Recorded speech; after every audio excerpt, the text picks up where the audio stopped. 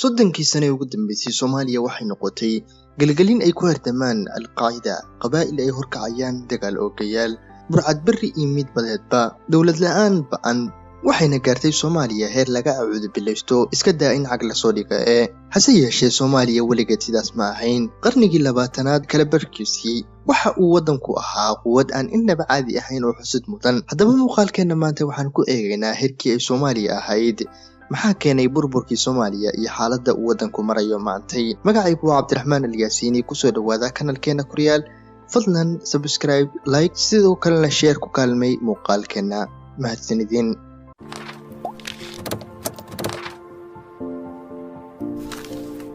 qarniyadii dhexe waxay Soomaaliya lahayd maamulo kala duwan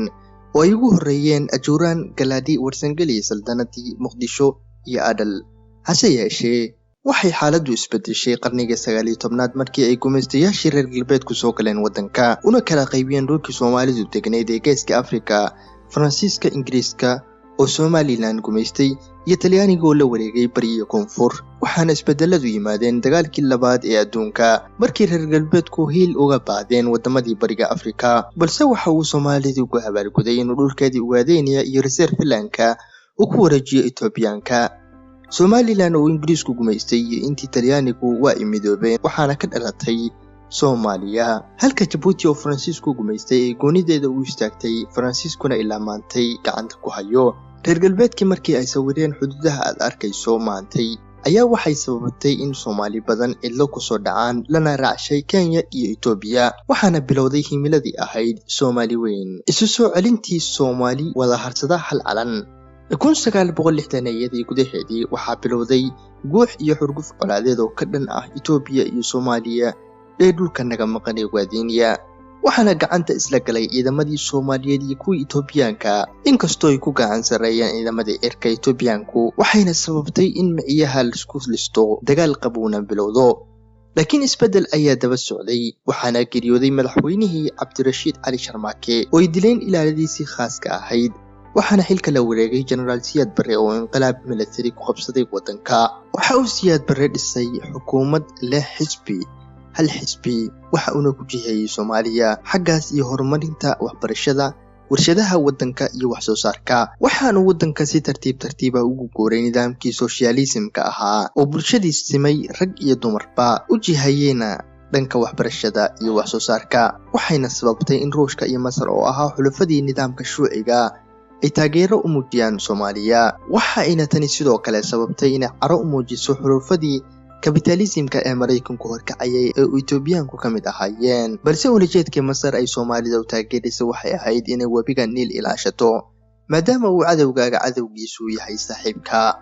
dhanka kale Itoobiya 1974 waxaa dhacay inqilaab waxaana xilka laga xayuubiyay Haile Selassie waxaana la wareegtay dawladii Dergiga ahayd taasoo sababtay geopolitics jahwareer badan waxa muran ka dhashay idii bedeli lahayd Haile Selassie sidoo kalena Siyaad Barre waxa uu ka faa'iideystay fursadaas waxa uu hubeeyay Soomaalidii gobolka deganayd maamulka Itoobiya waxa kale oo kacdoonka u dheeraa abaar sababtay macaluul aad u weyn dhanka kale Soomaaliya oo xilligaas dhisatay ciidamadii ugu awoodda badnaa qaaradda Afrika ayaa ka faa'iideystay fursadaasi qaaliga ah sidii ay u soo ceshan lahayd dhulkii ka maqnaa waxayna Soomaaliya weerar ku soo qaaday Itoobiya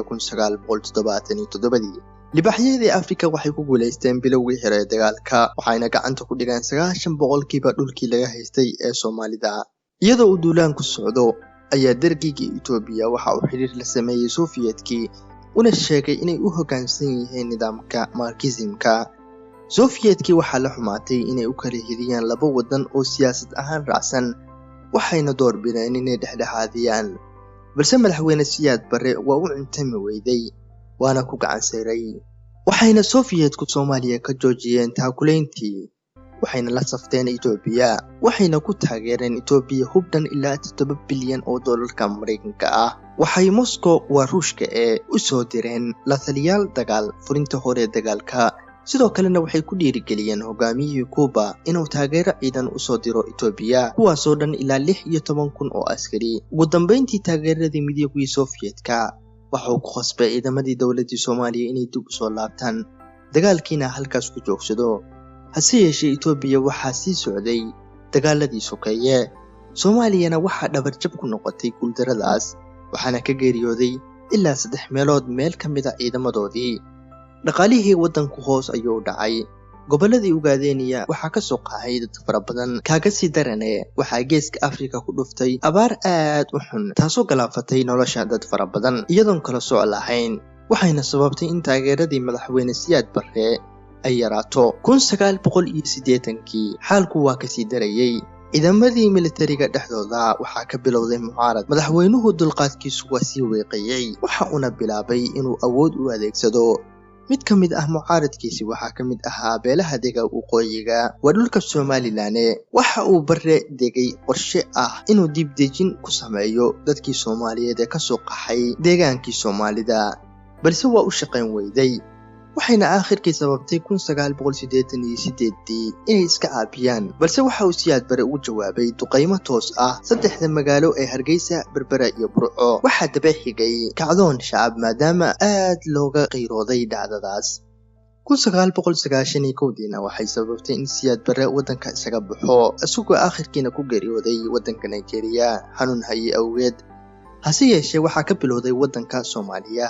dagaalo sokeeye ay kala horkacayaan dagaal oogayaal wada damacsan inay waddanka xukumaan. maadaama nidaamkii dawladdu burburay waxay sababtay in ciidamadii qaranku dumaan iyo dhammaan dawladdiiba, waxaana u bariyay Soomaaliya waa cusub iyo safxad muhiim ah. qabaa'ilo hirdamaya abaaro isdaba joog ah ayaa waxa ay sii weeqday waddanka. waxgaradkii iyo aqoon-yahankii waddanku waa qaxay, waxaana sii yaraaday dhaqaalihii. si tartiib ahna waxa uu dagaalkii sokeeye u xoojisay argagixisinimo, waxaana ku soo hirtay Soomaaliya ciidamadii midowga Afrika iyaguna hunguri biday dhulka Soomaaliyeed. inkastoo ay Soomaaliya joogaan in ka badan 22,000 oo askari oo ciidamada midowga Afrika ka socda, haddana waxaad moodaa inay isbedeli leedahay dhanka amniga xaaladda waddanku. waxaana sidoo kale meesha ku jirta dawladaha dariska ah ee Itoobiya iyo Kenya oo Soomaalidu degan tahay, kuwaas oo marnaba rabin dawlad inay ka dhalato adag oo awood leh dhulka Soomaaliyeed, balse way rabaan nidaam inay soo laabato Soomaalida iyo Soomaaliyaba si dhibaatada ka soo gaaraysa Soomaalida dhexdeeda ay ka yaraato. dhanka kale Somaliland ayaa waxay muujisay nidaam dawladnimo iyo hannaan kala dambeyn leh oo ku dayasho mudan. caqabadaha kale ee Soomaaliya haysata waa nidaamka faasidka ah ee 4.5 oo micnaheedu yahay qaab qabiil in wax loo qaybsado, xilkana loo qaybsado. inkastoo nidaamkan xal ku meel gaar ah u noqday dagaalkii sokeeye kadib iyo burburkiiba, haddana waxaa ka mid ah khasaarihiisa in dad fara badan la xaqiray ama la duudsiyey xaqoodii. kaba soo qaad hoggaanka sare ee waddanka waxaa hela labada qabiil aad kor ku aragto. dhanka kalena baarlamaanka waxaa madax u noqdaa qabiilka shaashada kaaga muuqda. waxay dhashay in qofka xilka loo magacaabayo lagu soo xulo qaab qabiil, hadduu rabo